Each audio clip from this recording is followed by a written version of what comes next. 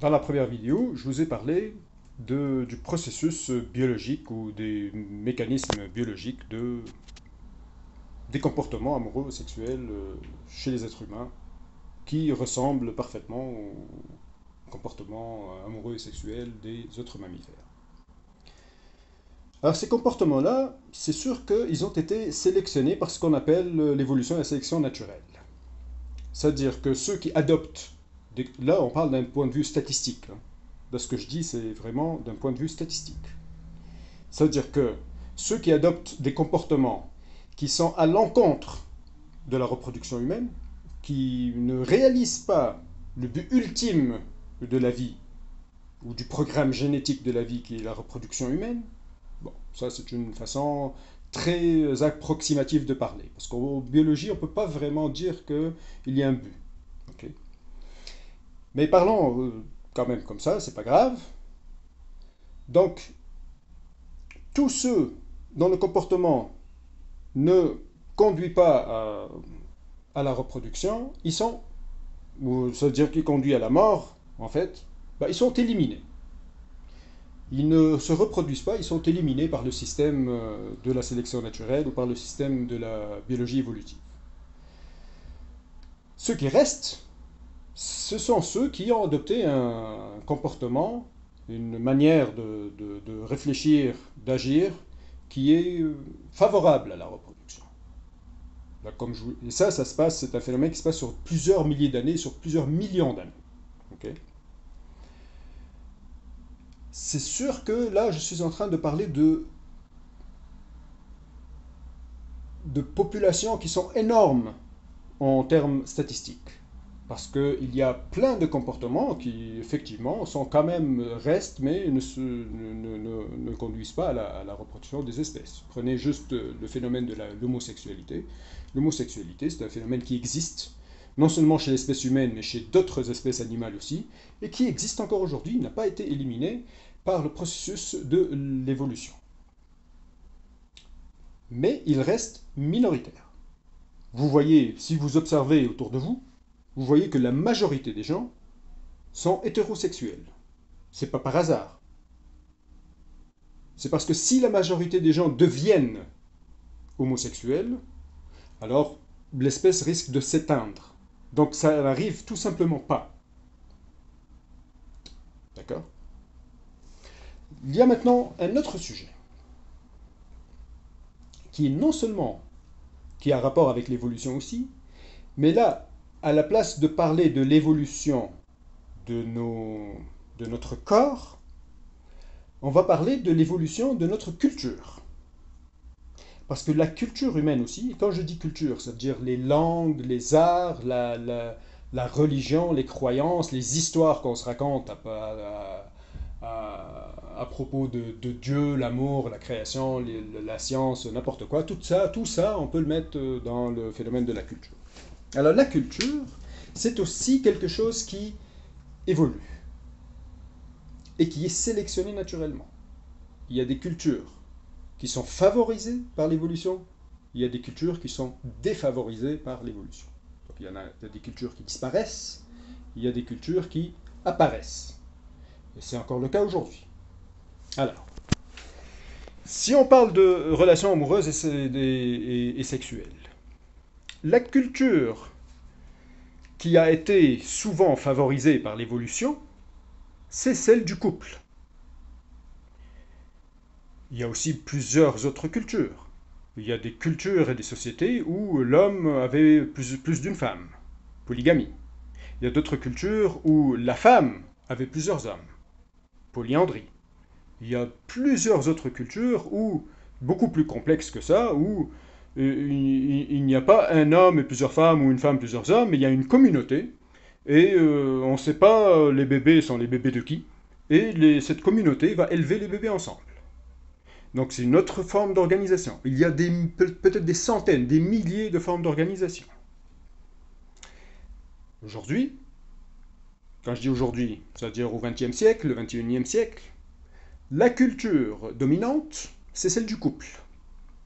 Alors on croit, on pense, c'est la religion actuelle, que être en couple, c'est la bonne façon de faire, ou la bonne façon de vivre une relation amoureuse ou une relation sexuelle, et aussi pour se reproduire. Alors, est-ce que ça veut dire que c'est vrai ou non? Ça n'a aucune valeur de vérité. Je dis juste que cette culture-là, elle est maintenant dominante. Elle a été favorisée par l'évolution des cultures. Maintenant, d'où vient cette culture? Ça, c'est une question intéressante.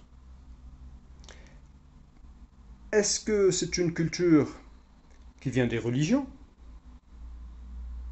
Moi, je pense que oui.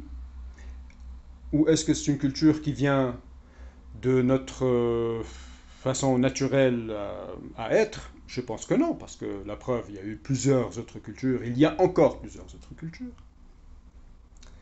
Donc la question est, est-ce que cette culture, ou cette croyance, concernant les relations amoureuses et sexuelles, est encore adaptée à notre temps? Est-ce qu'elle va rester ou est-ce qu'elle va disparaître? Et il y aura une nouvelle culture qui va émerger. Bon, moi, c'est mon avis. Moi, je prédis pas le futur. C'est juste une opinion, comme ça. Moi, je prédis, et je pense, que cette culture est en train de disparaître. Le début de sa disparition a déjà commencé. Et il va se poursuivre. Alors pourquoi je dis ça? Parce que je remarque, dans tous les pays où je vais, dans toutes les cultures et les sociétés que je côtoie, il y a une forme d'explosion de la famille. Une crise même de la famille. Donc dès qu'on s'en va vers les sociétés qui entrent vers le développement, ce qu'on appelle le développement et la modernité, comme par exemple les pays émergents, les pays en voie de développement comme les pays du Maghreb, ou presque tous les pays du monde en fait. Et ensuite, si on regarde aussi les pays développés, c'est-à-dire les pays européens, ou le Canada, ou l'Australie, alors il y a aussi une énorme crise de la famille. Beaucoup de divorces, beaucoup de familles séparées, beaucoup d'insatisfaction amoureuse et sexuelle, et aussi beaucoup de problèmes éducationnels ou des problèmes de croissance psychologique, intellectuelle chez les enfants. Parce qu'ils vivent justement dans des familles qui sont déchirées. Et si elles ne sont pas déchirées, elles sont malheureuses. C'est la majorité. C'est encore une fois un truc statistique. Il y a des exceptions. Quand il y a des exceptions, ça veut dire que ça confirme la règle.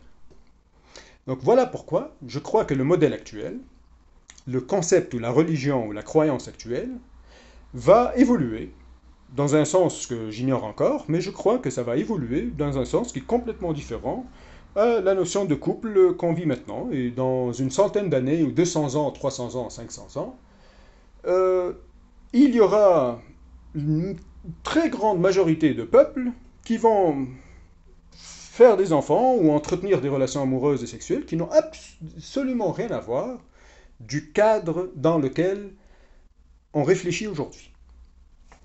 Et ça, je le vois venir parce que déjà, je vois que, par exemple, dans des pays assez évolués ou développés d'un point de vue du développement humain, c'est une façon de parler, comme le Québec. J'entends déjà, ou la France, ou d'autres pays, j'entends déjà des gens dire, notamment des filles, qui disent « Ah, mais moi, j'aimerais bien avoir un bébé, mais je ne trouve pas, ou je n'ai pas de copain, ou d'amis, ou de chum, ou de mari avec qui le faire. » Alors quand j'entends ça déjà, dans mon oreille, ça sonne un peu bizarre, parce que je me dis « Pourquoi tu dis que tu veux avoir un bébé, mais que tu ne peux pas parce que tu n'as pas trouvé le compagnon idéal pour le faire. » Parce qu'on est encore, la personne qui parle de cette façon-là est encore dans le schéma que moi j'appelle le schéma du passé. C'est une culture du passé. Parce qu'en réalité, pour se reproduire, pour faire un bébé, tout ce que cette femme-là a besoin, c'est du sperme. Et comme j'ai déjà écrit dans une de mes écritures comme ça sur Facebook, du sperme, il y en a en abondance. C'est une des choses les plus abondantes au monde. Alors, lorsque les femmes vont commencer à changer de logiciel et comprendre que pour se reproduire, elles n'ont pas besoin d'un homme, elles ont besoin de sperme. Là, il va y avoir ce que j'appelle une très grande révolution sexuelle, comme la révolution sexuelle qui a eu lieu dans les années 60, dans les pays développés, parce que dans d'autres pays, ils ne l'ont pas vu, cette révolution sexuelle-là, je tiens à vous le dire. Donc la révolution sexuelle, la prochaine révolution sexuelle, je pense, c'est la révolution sexuelle, là où on va se comprendre que pour se reproduire, la femme a juste besoin de sperme. Après, elle peut mener sa vie amoureuse sexuelle avec qui elle veut. Les deux deviennent séparés. Donc ça sera en quelque sorte la continuation de la révolution sexuelle qui a eu lieu depuis l'invention de la contraception, on peut parler comme ça, on peut dire comme ça, qui a déjà changé la donne dans les relations amoureuses et sexuelles. Alors sur ce, je vous dis bonne journée et bonne chance.